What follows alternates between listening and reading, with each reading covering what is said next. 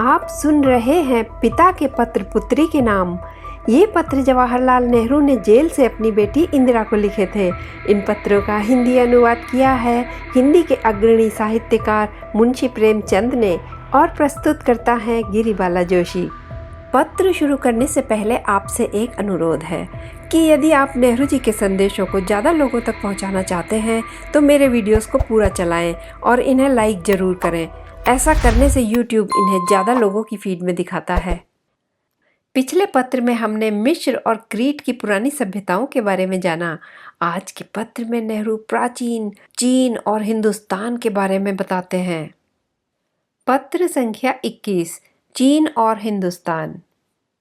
हम लिख चुके हैं कि शुरू में मेसोपोटामिया, मिस्र और भूमध्य सागर के छोटे से टापू क्रीट में सभ्यता शुरू हुई और फैली। उस जमाने में चीन और हिंदुस्तान में भी ऊंचे दर्जे की सभ्यता शुरू हुई और अपने ढंग से फैली। दूसरी जगहों की तरह चीन में भी लोग बड़ी नदियों और घाटियों में आबाद हुए।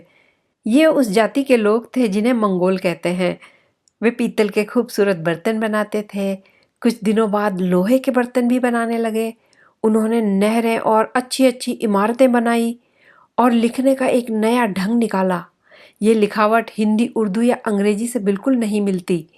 ये एक किस्म की तस्वीरदार लिखावट थी। हर एक शब्द और कभी कभी छोटे छोटे जुमलों की भी तस्वीर होती थी। पुराने ज़माने में मिस्र, क्रीट और बाबुल में भी तस्वीरदार लिखावट होती थी। उसे अब चित्रलिपि कहते हैं। तुमने ये लिखावट अजायब घर की बाज किताबों में देखी होगी। मिस्र और पश्चिम के मुल्कों में ये लिखावट सिर्फ बहुत पुरानी इमारतों में पाई जाती है। उन मुल्कों में भी इस लिखावट का बहुत दिनों से रिवाज नहीं रहा, लेकिन चीन में अब भी एक किस्म की तस्वीरदार लिखावट मौजूद है और ऊपर से नीचे को लिखी जाती है। हिंदी या अंग्रेजी की तरह बाएं से दाईं तरफ या उर्दू की तरह दाहिने से बाईं तरफ नहीं। हिंदुस्तान में बहुत सी पुराने ज़माने की इमारतों के खंडहर शायद अब तक ज़मीन में नीचे दबे पड़े हैं। जब तक उन्हें कोई खोद न निकाले तब तक हमें उनका पता नहीं चलता। लेकिन उत्तर में बाज बहुत पुराने खंडहरों की खुदाई हो चुकी है। ये तो हमें मालूम ही है कि पुराने ज़माने में जब आर्य लोग हिंदुस्तान में आए तो यहाँ द्रविड़ जाति के लोग रहते थे और उनकी सभ्यता भी ऊंचे दर्जे की थी। वे दूसरे मुल्क वालों के साथ व्यापार करते थे। वे अपनी बनाई हुई बहुत सी चीज़ें मेसोपोटामिया और मिस्र में भेजा करते थे। समुद्री रास्ते से वे खासकर चावल और मसाले और टीक वुड यानी सागवान की इमारती लकड़ियां भी भेजा करते थे। कहा जाता है कि मेसोपोटामिया के उर नामी शहर के बहुत से पुराने महल दक्षिणी हिंदुस्तान से आई हुई सागवान की लकड़ी के थे। ये भी कहा जाता है कि सोना, मोती, हाथीदांत, मोर और बंदर हिंदुस्तान से पश्चिम के मुल्कों को भेजे जाते थे। इससे मालूम होता है कि उस जमाने में हिंदुस्तान और दूसरे मुल्कों में बहुत व्यापार होता था। व्यापार तभी बढ़ता है जब लोग सभ्य होते हैं। उस जमाने में हिंदुस्तान और चीन में छोटी छोटी रियासतें या राज्य थे। इनमें से किसी मुल्क में भी एक राज्य न था। हर एक छोटा शहर जिसमें कुछ गांव और खेत होते थे एक अलग राज्य होता था। ये शहरी रियासतें कहलाती हैं। उस पुराने जमाने में भी इनमें बहुत सी रियासतों में पंचायती राज्य था। बादशाह नहीं थे। राज्य का इंतजाम करने के लिए चुने हुए आदमियों की एक पंचायत होती थी। फिर भी बाज रियासतों में राजा का राज्य था। गो कि इन शहरी रियासतों की सरकारें अलग होती थी, लेकिन कभी कभी वे एक दूसरे की मदद किया करती थी।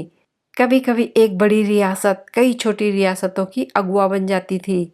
चीन में कुछ ही दिनों बाद इन छोटी छोटी रियासतों की जगह एक बहुत बड़ा राज्य हो गया। इसी राज्य के जमाने में चीन की बड़ी दीवार बनाई गई थी। तुमने इस बड़ी दीवार का हाल पढ़ा है?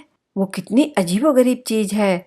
वो समुद्र के किनारे से ऊंचे ऊंचे पहाड़ों तक बनाई गई थी ताकि मंगोल जाति के लोग चीन में घुसकर न आ सकें। ये दीवार 1400 मील लंबी, 20 से 30 फुट तक ऊंची और 25 फुट चौड़ी है। थोड़ी थोड़ी दूर पर किले और बुर्ज हैं। अगर ऐसी दीवार हिंदुस्तान में बने तो वो उत्तर में लाहौर से लेकर दक्षिण में मद्रास तक चली जाएगी। वो दीवार अब भी मौजूद है और अगर तुम चीन जाओ तो उसे देख सकती हो। इन शब्दों के साथ ये पत्र समाप्त होता है। अगले पत्र में नेहरू पुराने समय के समुद्री सफ़र और व्यापार के विकास के बारे में लिखते हैं। इस चैनल पर आपको नेहरू जी से संबंधित हर तरह की जानकारी मिलेगी। आप मेरे वीडियोस को लाइक करके तथ्यपरक ऐतिहासिक जानकारी ज़्यादा लोगों तक पहुंचा सकते हैं। गिरीवाला जोशी को दीजिए इजाज़त। नमस्कार।